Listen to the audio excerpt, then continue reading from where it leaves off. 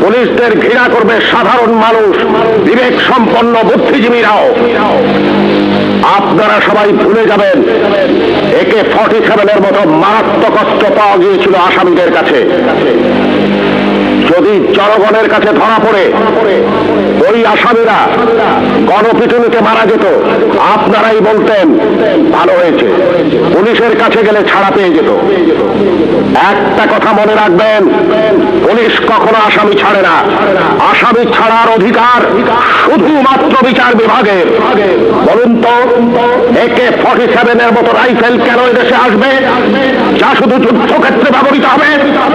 কেন AK-47 বাংলাদেশে আসছে? কিসের আলামত?